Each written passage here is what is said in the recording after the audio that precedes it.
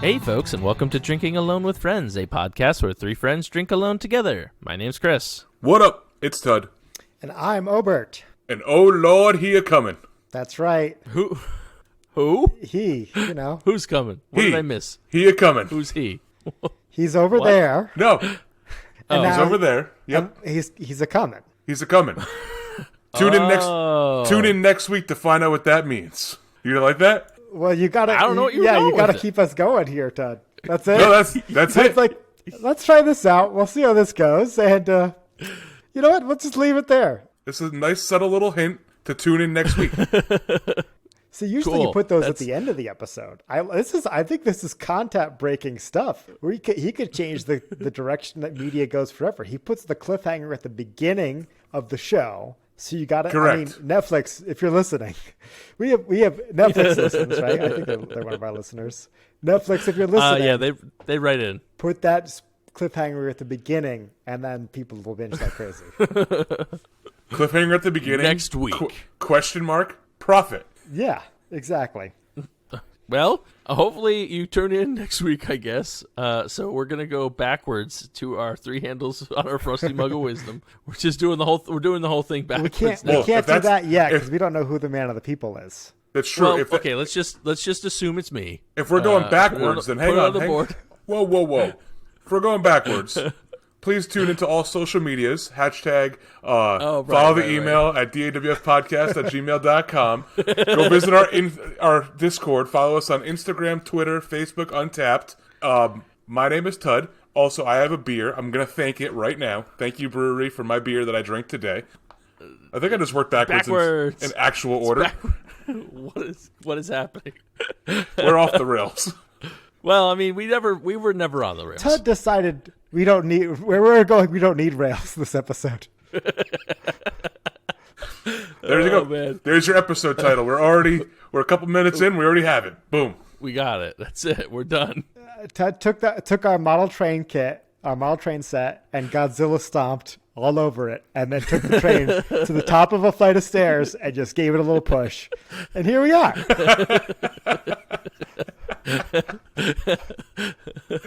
Everything is on fire. Everything is fine. Yes.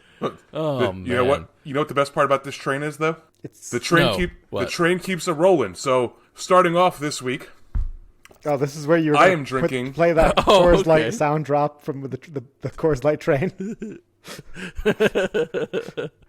I was about to say, I'm like, man, after all of that ending talk, I'm thirsty. No, the forbidden transitions. No one is ever allowed to be thirsty on this show again. After all of that outro, I'm thirsty. I heard it. It's beer 30, and I'm thirsty. I've been working like a dog all week long, so maybe something cold won't hurt me. Cause it's beer 30, and it's time to party. Yeah, baby. Yeah, baby. All right.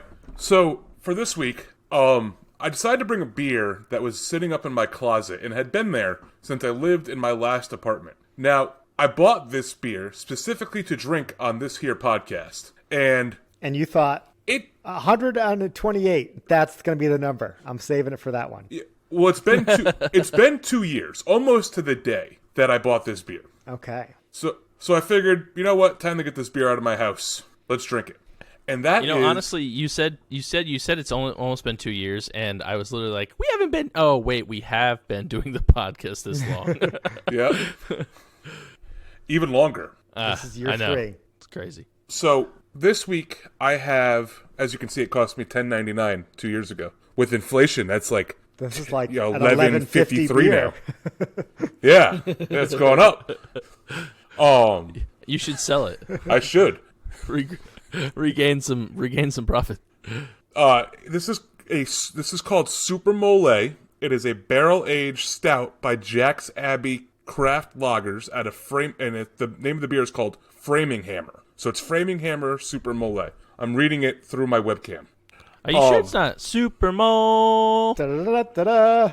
Maybe. Framing Hammer. I believe it's mole, though, because it is a beer aged in bourbon barrels with chili peppers, chocolate, cinnamon, and vanilla beans. And for all of you who do know or don't know, mole is made with chocolate and peanut butter and I think some chili peppers. So, hence, super mole. Also, I just pulled it up on Untapped, and I guess Framing Hammer is like a whole series that they do. It is. I bought the whole series 2 years ago. Oh, okay. This is the one I bought for the podcast, though. The rest of them, I think, have been drank. I think. So tell us about what the beer, these Framing Hammer style. This what they're doing with all these. Yeah, so they're framing. So the Framing Ham. Hang on. Ted, taking a beer opening break. We'll be back shortly. I don't know why it's not coming off. All right, I got it. 2 hours later.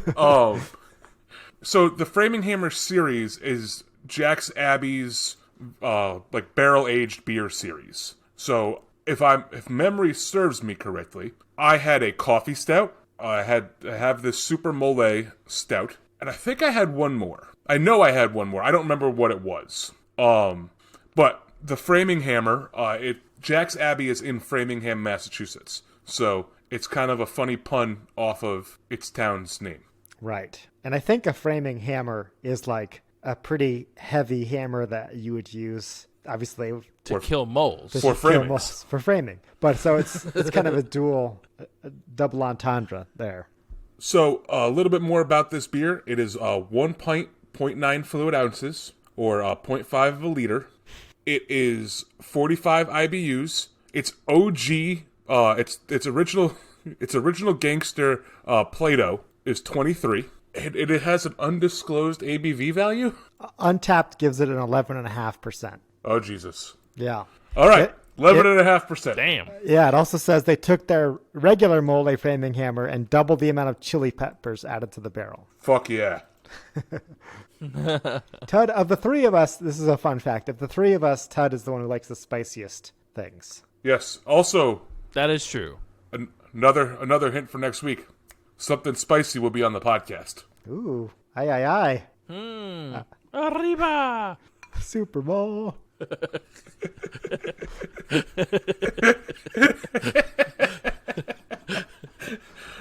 Chris, can we get a really loud super mole? Super Mole! Fantastic. You like our new drop now? All right. So, for the smells, I get a lot of bourbon barrel. Ton of bourbon smell on the nose. Not a lot of chili peppers. It just kind of smells like your standard bourbon barrel aged stout. So let's dive in. All right. So first taste I get is a lot of dark chocolate. Like a ton of dark chocolate. Not a lot of chilies. Definitely a slight hints of like oakiness from like the bourbon barrel, but it basically tastes like if you took like a 86% like Ghirardelli like chocolate square and like ate that. That's the flavor that you're left with in your mouth at the end of this. It's really good. It's really smooth. I don't taste 11.5% ABV in here at all, which is scary because like there was no burn, there was no nothing. It's just wow. Surprising no burn with a beer with double the chilies. No burn, none. Maybe you not even like a little spice. Supposed to sit that long. That could be it. All these chilies over the 2 years have dulled and. But it sat in a bourbon barrel for that long, or for a period of time, unless it was like Pabst, where they just kind of like rolled it through a bourbon barrel. No, it's good. I wish that there was some chili flavor in here. There's absolutely none. Some other flavors I get, like a slight sweetness from probably the vanilla that's shoved in there. But it's really just caramel flavored malts, some bourbon barrel oakiness that kind of, tapers off into a really, really deep dark chocolate, like smoothness. I wouldn't call it like, it's not bitter like super dark chocolate, but it is definitely smooth, in the way that dark chocolate is. It's a solid beer. Little bit upset that there's no heat. As I'm saying that though, I just burped. And, it's a one-way heat. That burp was spicy. Like, whew. Much like this podcast, you have to go in reverse to get the heat. Well, I'm hoping that as it warms up, some of that spiciness might loosen up and get on your palate a little bit more. So in full disclosure, it's been out of my fridge now for about an hour. Oh wow. Okay. So I purposely took it out to like let it start to heat up and stuff, and there's no spicy flavor in my mouth or in my throat after I drink it. But that burp was spicy. This is going to be an interesting rest of this podcast. If that was just the first time that's happened.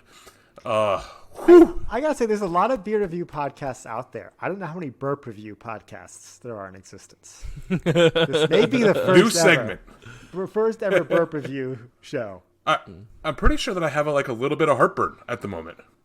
So you're getting all of the negative effects of this super mole without any of the positive. In pure super mole fashion, he always strikes when it's dark from underground, and he can't really see where he's going. Okay. Well, Chris, you look confused. Moles are blind. No, I know they're blind. I was confused because I guess I didn't understand why it had to be dark if he was blind. But anyways, this is your fiction. It's not mine. They're nocturnal, maybe. I don't know. Are they nocturnal? They're underground. I don't think they're not. I actually have no idea if moles are nocturnal or not. I know that they're blind. They're cave dwellers. In their life, their whole life is the dark. Right. Day or night, it's all underground to them. It's all night. Yeah. There's no day for a mole. So what are you thinking for a rating here? Poor moles.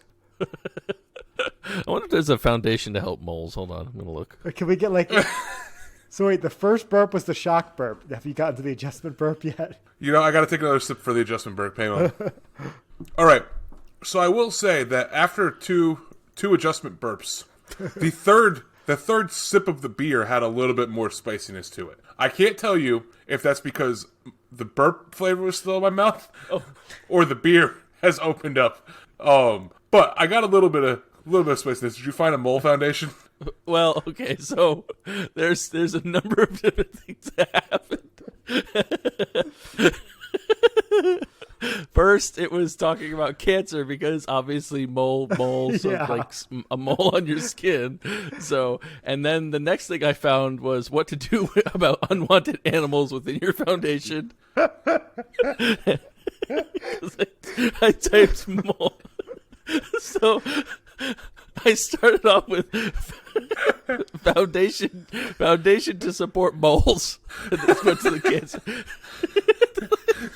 So then I went to foundation to support moles, the animal. But we can adopt a mole. Wait, how much does it cost to adopt a mole?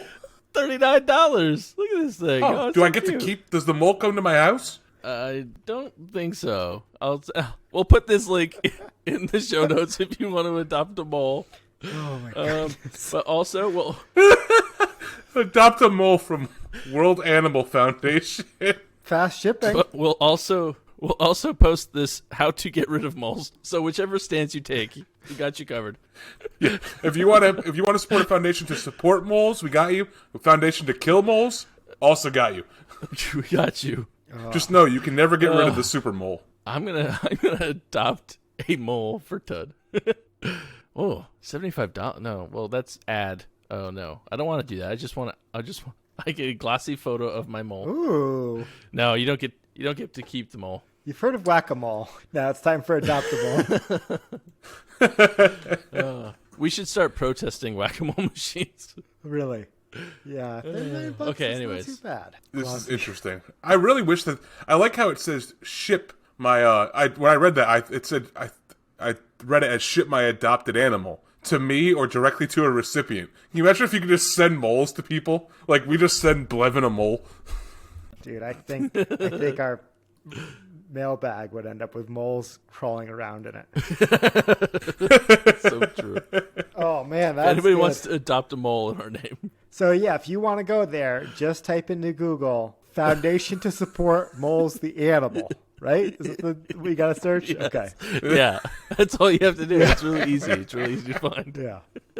I'm glad that you didn't find just pedestals for moles to sit on. That would have been bad. I know. Moles have a weak foundation. Give them something. My goodness, to boost them that was a good one. That's Well, now that we're completely off the rails, if we weren't more off the rails at the beginning, now we are definitely. This train is flying off another cliff. All right. Oh man, now all that mole talk's making me thirsty. Me too. Oh, that's it. We have to do it again. Hang on. Wait, we need reviews. We need a rating. Yeah, Tud's got a rate. So, what are you rating this beer, Tud? I think it's a good beer. I really wish there's a little bit more heat. Now that we've laughed and it's been like 3 or 4 minutes since I've tasted it, let's see if the heat is still there. This is like the 4th adjustment sip. Yeah, still no heat. Overall good. I like the aftertaste. I like that it's really a smooth drinker. I don't like that it's not spicy enough. I don't like that I can't taste the vanilla in it. And I don't really taste any cinnamon. So, for that, unfortunately, I'm going to have to give it a 3.75. I think that if it had any of those other flavors, it probably would be a 4, maybe a 4.25 if it had all of them. This one fell a little short. Still a great beer. I'd drink it if I saw it on tap, but it's not as advertised. And again, we don't know how much of that is waiting 2 years, how much of that is right that Jack's Abbey's fault. Right. But, do they do Super Mole every year? I don't know. That's a very good question. Doesn't seem like it, but... Because if so, I'm going to definitely send that drop of Chris screaming Super Mole to them in like an email. Here, use this. So you gave it a 3.75. Yes. So let's find out what the number I'm about to write on this whiteboard. What do you think the Untapped-iverse is going to give this beer? Yeah, so I don't know if it had a lot of check-ins. 16 2 years 60. ago. 1660. Okay, so a decent amount. I'm going to assume the Untapped-iverse liked this beer. I think the people who drank this probably like barrel-aged stouts, probably thought it was a very good tasting beer. So I'm going to say they gave it a 4.03. Oh, it's going to be a tough one to beat. Not quite our perfect score yet. It's a 3.99. So Tud's on the board with a 0.04. That's very... Setting the bar pretty high. Okay. That's a tough one. I'm happy with that outcome. I have faith that I'm going to get another little check mark next to my name and take the lead officially. Hey, there's still 2 reviews to go here, so that's not. That is true. There's still 2 to go. But man, all that mole talk sure made Chris thirsty. Yeah. So now that I'm done, who's going next? Is it Chris? Yeah, let's I'll go next. Chris, go for it here. Yeah, I'll go. I wanna. I don't want Tud to get too cocky with his lousy 0.04. I want to make sure that I can properly take the lead on the whiteboard. It's not going to happen. But today I do have a special, kind of interesting beer. I found this at a bottle shop. So we went out to dinner. Someone told us about this awesome little bottle shop brew. They're not a brew pub, but it's like a bottle shop with some taps, nice outdoor seating. So we went, and I picked this up because it was very interesting to me. So the name of it is On Your Marks, Get Set, Bacon. Oh, look at that. And well, there you go. Maple syrup bacon coffee. And apparently it's a collab with Cupcake Toads Hutchinson. And this is by which make a maple bacon cupcake, which sounds pretty delicious. Probably a good cupcake right there. It sounds really good. But this is brewed by Casita Brewing Company, which is in Wilson, North Carolina.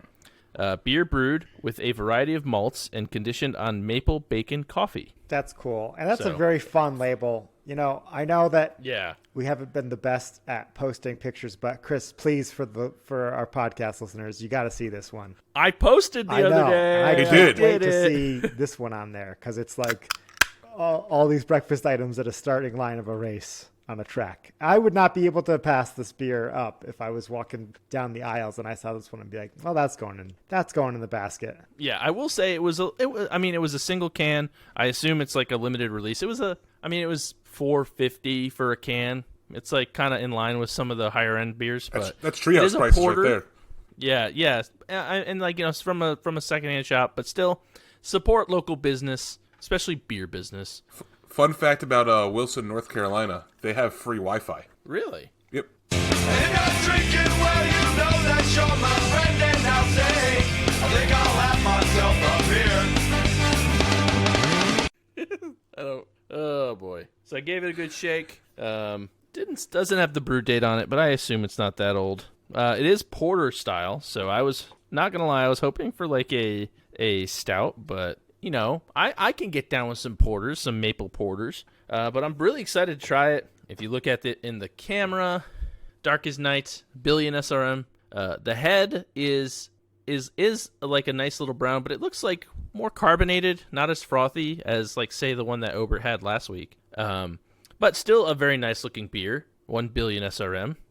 In my baker's dozen long trail glass that I enjoy. So, but yeah, I'm excited to try it. I mean, I smell the coffee more so than anything, which I think isn't super surprising. Maybe a hint of maybe the maple or something along those lines, but a lot of coffee. Coffee is a pretty powerful smell and taste. So let's dive in. I was surprised. It is a porter, but it said to keep cold. I actually put it back in the fridge because I read it said keep cold. So I am curious if that's interesting. It. I know, that's what I was thinking. I would imagine you'd want it a little bit warmer. Yeah. Well, we'll see. We'll see. Maybe they know best. They know better than I do. So let's see how this cool breakfast thingy is. I think he likes it. Maybe. It's interesting. I'm having a hard time pulling out the bacon, which is part of why I was drawn to it was the bacon. But you know, up front I get some bitterness from the coffee. You know, a decent coffee taste, and then it does mellow out and get sweet up at the end with a slight maple syrup. I'm trying to find the bacon. Like right now, the aftertaste is like my mouth feels like maple syrup right now. So that's not a bad thing. I mean, I do enjoy some maple syrup. I do enjoy maple syrup in beers, so I think we've talked about this before. But trying to find this, I'm going to take another sip, see if we can't go for the bacon. Is there any saltiness? It's a weird flavor to have in a beer, but I would imagine that's. I know. I was bacon just is basically salt. How they would get it in there. I'm wondering if they roasted the bacon with the malts. That would be cool. Because otherwise, it's like, are they putting raw bacon in? Are they cooking it in and pouring the grease in? I don't know. I mean, I would assume they would cook it and then put the bacon in like a cheesecloth and like throw it in, right? I mean, seems kind of strange and kind of funky, but yeah. So, I mean, now that you mention it, Tud, it might be a little bit salty, but it doesn't taste like bacon. I'll say that it doesn't taste like bacon. It is good. I mean, it's a very, very good beer. Very well done. You know, even though it's a porter, it's a little bit more carbed than like a stout, I feel would be, you know. It's definitely a heavier porter, but not quite as heavy as like a stout would feel, if that makes sense. But the coffee is really good. The maple's really good. I'm just having a hard time getting that bacon. And I don't know, I guess kind of like what Obert was saying, I don't know what I expected. Like, I don't know how they did it. It doesn't really say on the can. I was trying to. It says maple bacon coffee. Maybe it's not bacon. Maybe it's just the coffee beans. So like the coffee bean is like maple bacon coffee bean? I thought this was a cupcake. I thought that's what we were talking about originally. Well, hold on. I'm getting. Listen, this can is two-sided. I don't know. So according to Untapped, it says the beer brewed with a variety of malts and conditioned on maple bacon coffee, which leads me. That's exactly what the can says. But reading it, I think it's on top of those coffee beans. Yeah, it must be. Yeah, so I don't know why. It does say here this is a collab with the Hutchinson and Higgins families. Cupcake Toast Hutchinson makes a mean maple bacon cupcake. So I guess the beer is an homage of that. I don't know. I'm not sure. But listen, if you're listening, Casita Brewing Company, write in. Come join the pod. Be on the podcast. We'll figure it out and explain to me why I'm getting no bacon. I want to know. I want to know.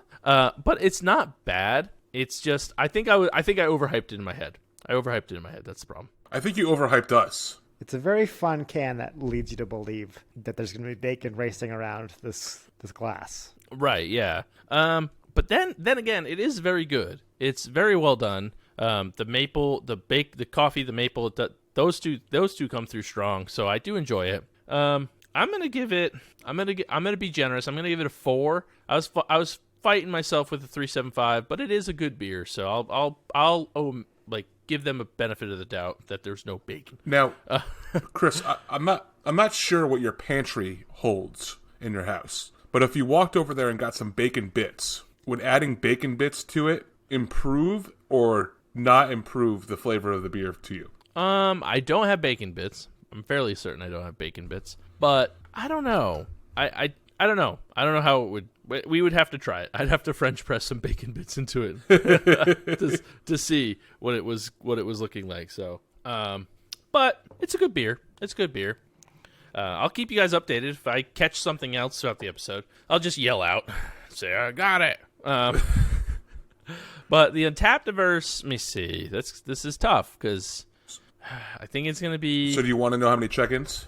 Yeah. How many check-ins? 266. Okay. That's more than I thought, to be honest. Figured it was going to be sub 100. Wilson, North Carolina is famous for their breweries, too, and their free Wi-Fi. There was a whole Not famous enough. There was a whole Planet Money episode about this town and how like the town like bought their own broadband system and like made it free for the town and everything. So it's part of their taxes. Oh, interesting. I'll have to move there. But I think those 200 and some odd people, I think they liked it. I think they're going to be maybe a little bit higher than what I was. I'm going to say it was a 4.11. Ooh, I was thinking 4.09. That's what my mental guess was, just based on your description.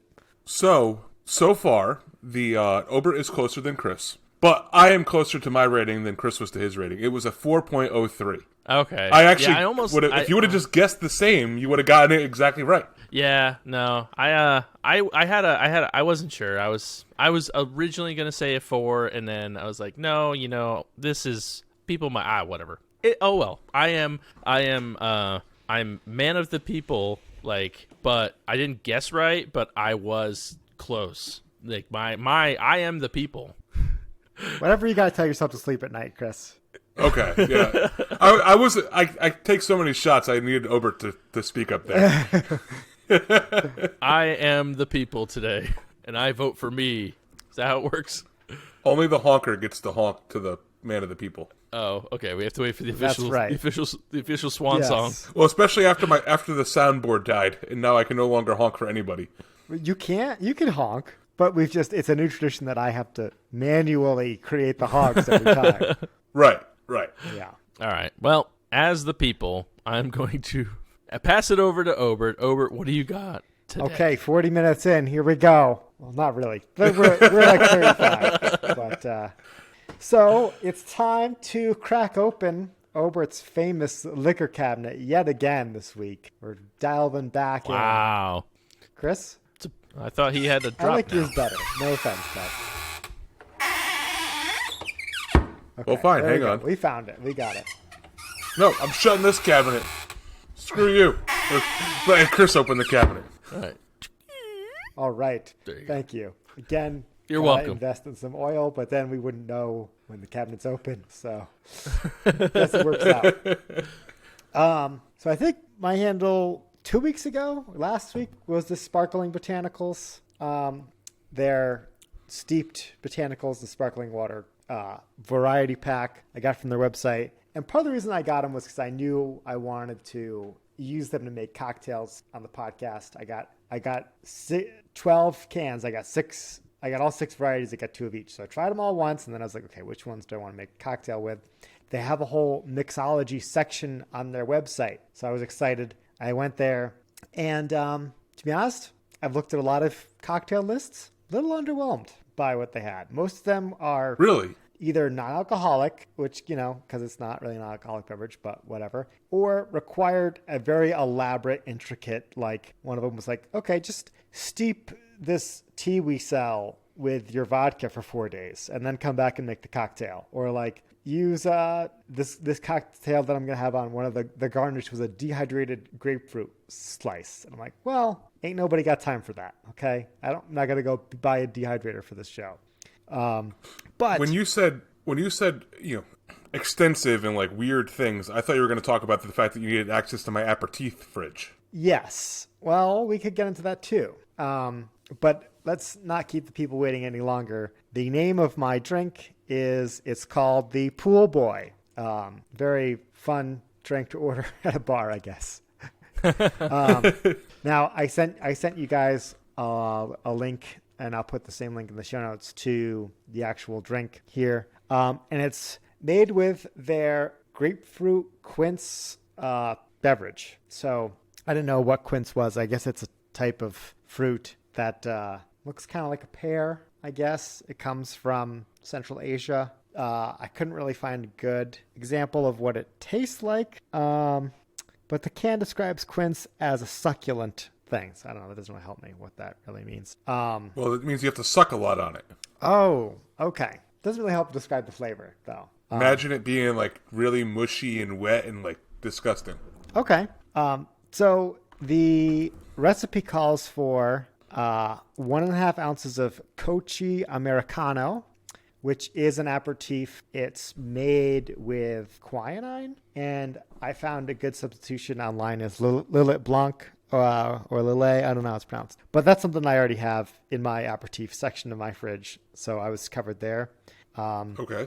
So yeah, shot of that, shot of grapefruit juice. Only calls for 1/2 ounce of Beefeater gin, 1/2 ounce of honey syrup, and then 3 ounces of this canned beverage. Well, That's not a lot of gin for. I just thought that ratio was a little off. This is definitely much more of an aperitif-based drink, something that you would have out by the pool if you were a boy. But I changed the ratio a little bit to be more 1-to-1 with the aperitif and the gin. I was going to say, knowing you, there's more than just a little bit of gin in that drink. Yeah. And again, I did double it to fill up the glass here a little bit. And you can see I made this before the podcast started. I have a little bit of separation in the glass, so I got to give this a little bit of stir. It's science. To get this back in here because it's been so long. Garnished with a grapefruit wedge, of course. But okay, I've been staring at this for 40 plus minutes. And as Chris would say, all that staring has made me thirsty. So. All right, hang on. What are we going to get? I like beer. It's not even a beer, Chad. I know, that's why I stopped it halfway through. Halfway? No, you stopped at like one out of 30 seconds in. Yeah, 1/30th of the way through. I don't really have a boozy drink drop, so we're just gonna do. If you have a good boozy drop from like Sex in the City or something, give that to Tud. Send us the link on YouTube. Oh, we can rip it. There we go. Okay. All right. So let's see how this tastes. It's quite good. Quite good. Okay. Very complex flavors here, especially because I don't know what the quince is. I got the can here. Let me just take a little sip of this. See if I can get more of this flavor to just kind of figure it out. Okay. The Lillet Blanc and the quince give it a nice, strong, herbal and earthy flavor that is well balanced by the bitter sweetness of the grapefruit. The gin is kind of lost, to be honest. It's also kind of a little watery now that I've had this ice cube in it for a little bit. But yeah, I think it called for a Beefeater gin. I ended up using Tanqueray number 10. This would benefit, I think, from something a little bit more floral. But again, like I said, the gin isn't supposed to be a big part of this drink. It's mostly that aperitif flavor you're supposed to be getting. So would you call it scary that you can hide gin in it that well? No, I mean, it's a well-rounded drink. Like I said, this is made to be a pool sipper. It's a good aperitif-based beverage. It's just something very classy you could make to have by the pool. Serve this at your next pool party. It's March, right? There's people listening to this who have pools that you can go in March.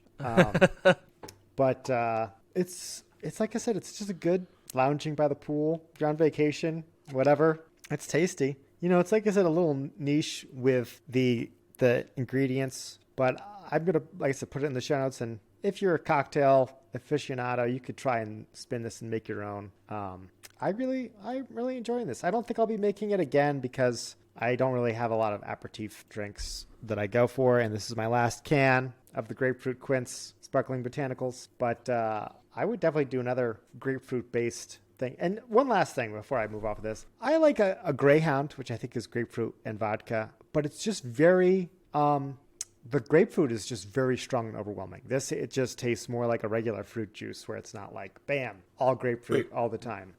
What is a Greyhound? I think it's vodka and grapefruit juice. Yeah, it's a good one. That bar we went to for your birthday, Chris, in Middletown, before we got the wings at the place, the basement Celtic bar. Tavern? Yeah. Is that what it's called? The Celtic Tavern? Yeah. Yep. The Celtic Cavern, maybe? Celtic Cavern. something like that. That's right. I think it was a cavern.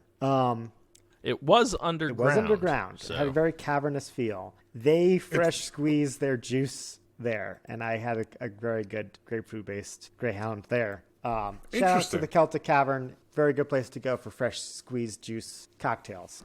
I like that place. Oh, nice. That's a solid place. That's a good place, and I think I only went there like twice, maybe. Yeah, like in Middletown, Connecticut. It is officially Right. it is the Celtic Cavern. Very cool. Very cool. Okay.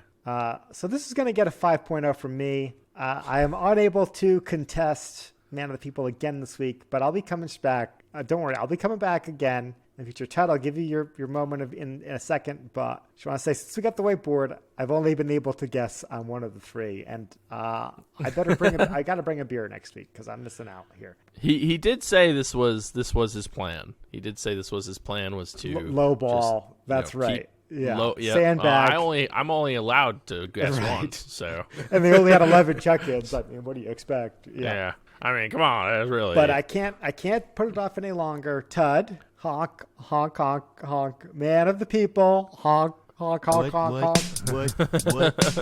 What? Honk. There we go. You earned it this week with your very solid, reputable .04 off, for sure. So, because we've established Man of the People is Tud, we're going to slide on over to our freezer, take out our Frosty mug, fill it with snacks from Trader Joe's, other late night munchies, perhaps, maybe some tips on how to knit a sweater. I don't know. Who knows? We don't ever know what's going to get in the Frosty mug. But, spoilers. Before we do that, we always have to listen to this song from Jordan. Get to listen to the song from Jordan. Jordan, take it away. Test your handle. Test your handle. Test your handle. Test your handle. Mug of wisdom!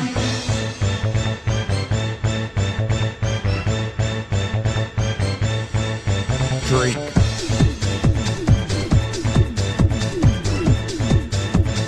Mug of wisdom!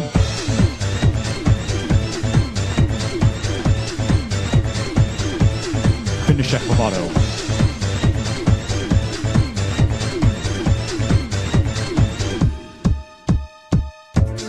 Chris. Tud. Obert. Popcorn and other animals.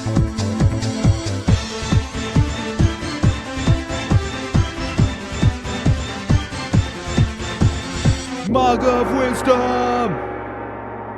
All right, Jordan. Thank you, as always. Check him out, Wreck My Podcast. But, Tud, MOTP, honk, honk, honk. Matpa. Who's going first? Who's going last? Who's going right now? Yeah, so last week I made Chris go first. Part of me wants to make Chris go first again. But, Ober, it's been a while since you've gone first. Okay. So I'm going to make Chris go first. Okay. All right. So this week I have a book for everybody to listen to or read, whichever you prefer. However you take Listen in with your your book. ears. All them or your readers eyes. out there. Yeah. This is for all you readers. Real quick, I was watching Schitt's Creek, and you guys have seen that show, right? Moira. Yeah. Not all the way through. But I've There's a seen great Moira it, quote where she said, "David, you've started the next chapter in the book on tape of your life." Which I thought was pretty good. So there's a book that I had read it before, and I realized I needed it again. So I for those of you that don't know, I'm a manager. I've been a manager over in like distribution for like 10 years now. So I've read quite a few leadership books, and one of them I enjoy quite a bit, and it's actually like a really good outlook for not only leadership or work or whatever, but like life in general, is called The Energy Bus. It's by John Gordon. It's not a very long book or book on tape. I mean, I have the physical book, but the audio book is only like 3 hours. So it's like it's really short. That's like 2 days But of basically commuting for you. Not even. I pretty much I finished it in 2 days. Yeah. So, but it's all about, and it's got a pretty fun, like almost childlike-ish story to it. But it's about outlook on life and like looking past the negative, looking for the positive, things of that nature. And it's really, really good. It makes you really think back and be like, okay, so you had a bad. The examples in the book are about work, but you can put them to like regular life, and like they're like, okay, so you had a frustrating day at work or something like that, or maybe if you have like those coworkers who are like super negative all the time, and like that just rubs off on everybody, so everybody's miserable. And it's how to like combat that, how to like rewire your brain almost to like look past all that stuff. And I'm not gonna lie, I mean, I've been trying to be more positive. Like I was finding myself becoming a bit of a bastard sometimes, and I don't like that. So I've been trying to, take into account the fact that, okay, sure, there's some setbacks, but like instead of like dwelling on those setbacks, like building up from them and things of that nature. So it's a really good read. I enjoy it. Like I said, I was finding myself in a weird funk, so it was exactly what I needed to listen to. So I suggest if you find yourself in that same predicament, just pick it up. It's an easy read. It's an easy audiobook. So, and it's really good. It helps a lot. So, but there you go. Check it out. It's called The Energy Bus, by John Gordon. And, I really enjoy it. It's really worth reading. So there you go. Boom. I had a handle today. We're 1 year into the NFL CBA. I think a lot of us are feeling kind of worn down. And I could, there's sometimes I like stuff that'll set me off at work, and it'll just like, I don't want to say ruin my day, but it'll put me in a bad mood for the rest of the day. And I have a hard time. A lot of times I got to think to myself, like, you know what? I'm done working. I'm out. Like, I just need to let that go. It sounds like would be a good book for me to help develop those skills. I think I'm going to check it out. The Energy Bus. Yeah. John Gordon. You should. John Gordon, no relation let me know. to Jeff. No. Hop on that bus and go straight to the energy. Yeah, I mean, the whole premise of I don't want to ruin anything, no spoilers, but the whole premise is about a bus. Like, you're on a bus ride. So it's like I said, Obert will read it. He'll use it as a handle in 20 episodes when we forget I used it. It sounds like that movie. Sounds like that movie Speed. So maybe I'll just watch that instead. Guys, have you ever seen this book this movie starring this guy named Keanu? That's a fake name. No one would name their kid Keanu. It's called The Energy Bus. And you have to stay above 55 miles an hour, or else the bus explodes. Okay, Tud, are you going next or am I going next? I'll go next. It's been so long since I was able to go first. Just stick me at the end of the Energy Bus here. Right, yeah. the back of the Energy Bus. My handle this week it's going to be quick, simple. I think we've all had this issue before, and I'm gonna solve this issue. So, guys, here's my elevator pitch to you guys as an infomercial. Have you ever had a beer in your hand? Yes. I can't remember per se. Also, I'm getting off at the next floor. I'm sure. So. Okay. Have you ever also taken a shower in your life? Yes. Well, Chris is very slow at responding to this game. Now, this is if this is what I'm thinking. I've already done this as a handle. Did you? Yeah. If it's a shower holder for your beer, then the answer is yes. But is it called a Sudsky? Yes. Fuck. In that case, Obert goes next. Yes. In that case, Obert, you're up.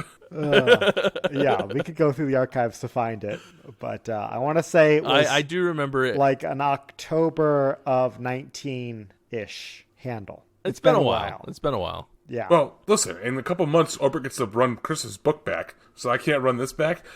I'm just telling you, it's already been a handle. Can I jump in here with my handle? Yeah, go ahead. Okay, that's also a quickie. You guys ever use a hot water bottle? That's my handle this week. It's like a heating pad. It's like a little rubber bladder that you put your tea kettle on, fill it up with very hot water. Not boiling. They say not to use boiling. I mean, I've done it. It's fine. It won't explode or anything. But you want to get your water up to just like when the bubbles start coming from the bottom. Put that in your hot water bottle. It's perfect for if you got sore muscles. It's perfect for which is what I used it for initially. But I've kind of used it now, and I'm just chilling out, and I'm kind of cold. Fill up the hot water bottle. It feels so nice. It's like a heating pad. But it's like got some more mass to it. It just feels a little bit cozier. Sometimes How long does it How long does it stay hot for? Like an hour and a half, 2 hours. I don't know. Depends on. I also have an hour to 2 hours it's a very different different amount of time. Well, let me get to that. So I have an insulated cover. It's like the hot water bottle itself is rubber. I have a fabric cover for it as well. And sometimes what I really like to do is before bed, fill it up, throw it in bed, get into bed, and it's like, ooh, nice little warm, toasty spot. My hot water bottle made for me. And if it's insulated under all those covers with your body heat, it'll last like many hours in the night. So that's kind of why I give you that range. I don't know. It's just a nice, comfortable, cozy thing. It's kind of, I live in Montana.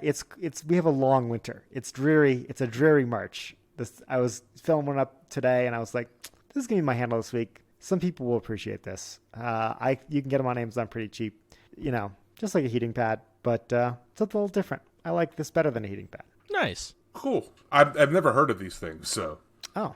This is something new to me. It's like this is before they had electricity. This is what they use for heating pads. So you're like a 19 or 1700s like housewife pouring like the hot kettle into a piece of rubber. Did they have rubber then? I don't know if they had rubber before electricity actually, but who knows? I don't know. I think it was like a thing. They poured it directly on the people back then. You're cold? They fill up a cow's stomach with hot water, and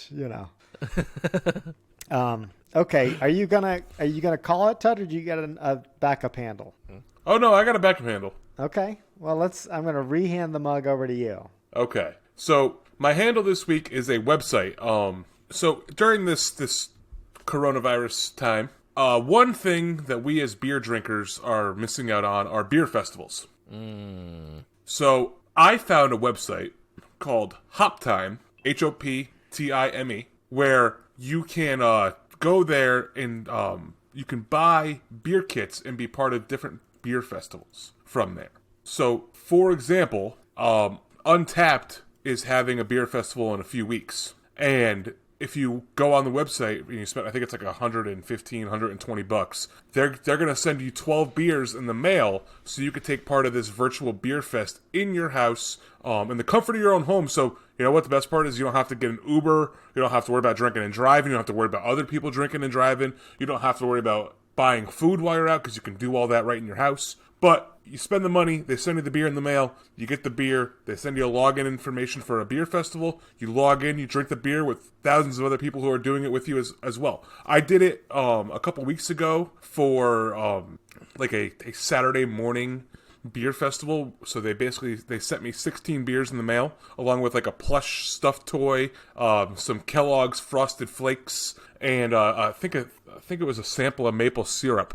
And there was a beer festival. It's how the Extreme Beer Festival did their beer festival this year through the same website. So go on over to hoptime.com and click around, find maybe a beer festival that's in your area and you want to experience it, and sign up, spend the money. And you know what? At the very least, if you don't want to attend the beer festival, you get beer sent to you in the mail. So full disclosure, we didn't sit through the whole beer festival in my household, but I got beer from California that was just sent to me in the mail. So for $115, I got 16 beers. Very cool. Yeah, that's pretty cool. So are you sure it's hoptime.com? Because I went to that website and it was like a sketchy redirect thing.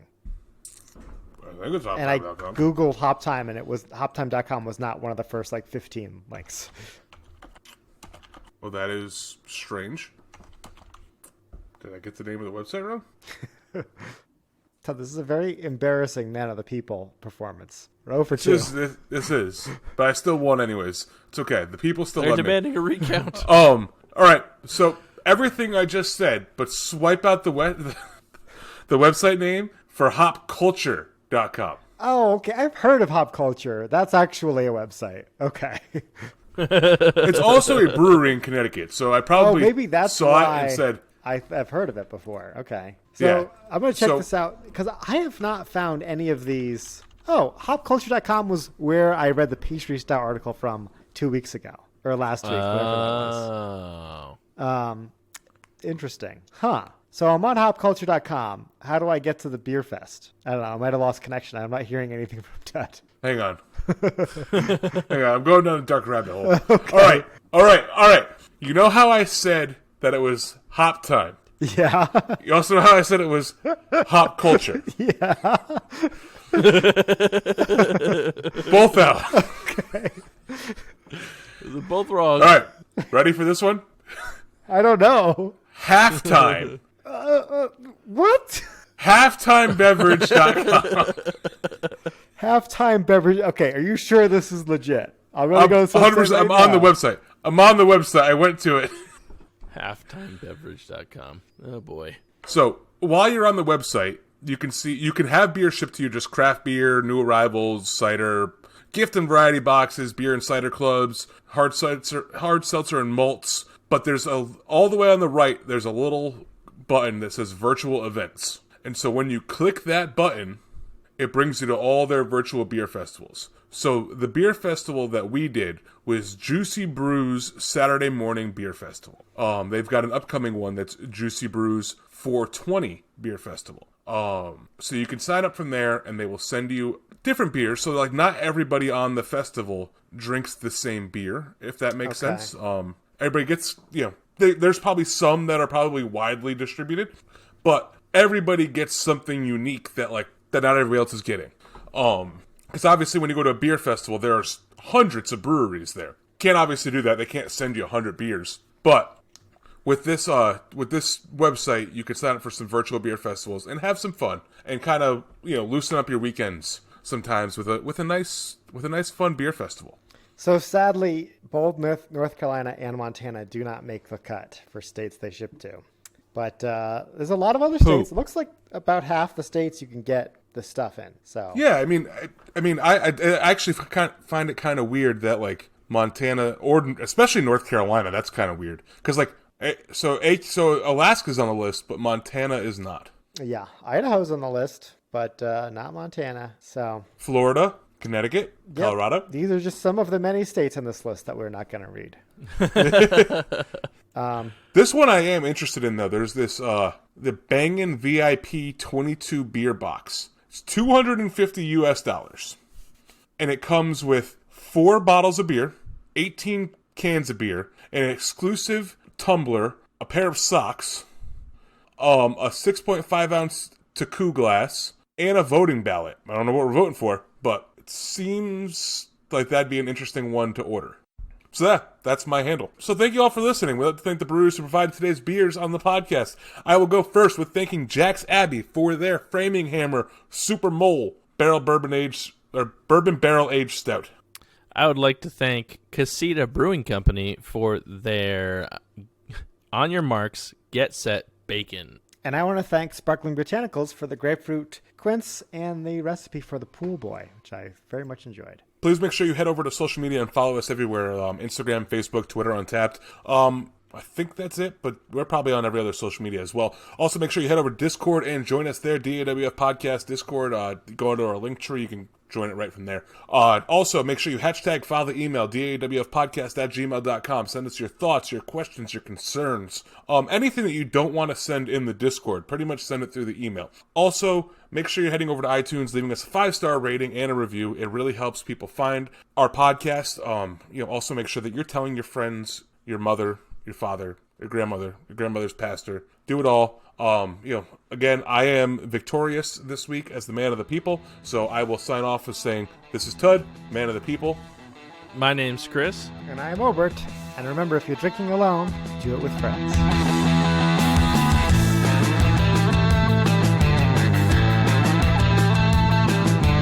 I just want to know what other animals we can adopt other than moles. Like if a mole is $39, how much is what's like the next thing up from a mole? I don't know. A ferret? A beaver? A beaver. How much is it to adopt a beaver? Fun fact: they're an infestation in our town. So beaver infestation. we kill beavers in our town. Sell them for beaver pelts. for the French. $25. Beaver's cheaper than a mole, folks. It's a different website. The World Animal Foundation has same price, $39 from this website. So for that glossy photo of your dog. So it's a nice looking beaver. You get a pangolin, $39. About a jaguar. I feel like that's probably more. Costs more to adopt a jaguar. Got it. No, it's the same. They're all the same. Giraffe, $39. How about a If I hippo? could get a giraffe for the same price as a mole, what if I? This seems messed up. Can you adopt a hippo? I feel like hippos eat a lot. Elephant, same thing. A beluga whale. A sea urchin. It seems like a pretty bad investment. Are they all $39? They're all $39. What's the ROI on a sea urchin? Much less than a giraffe. That's true. I feel like this company might be stealing money. They might be laundering money.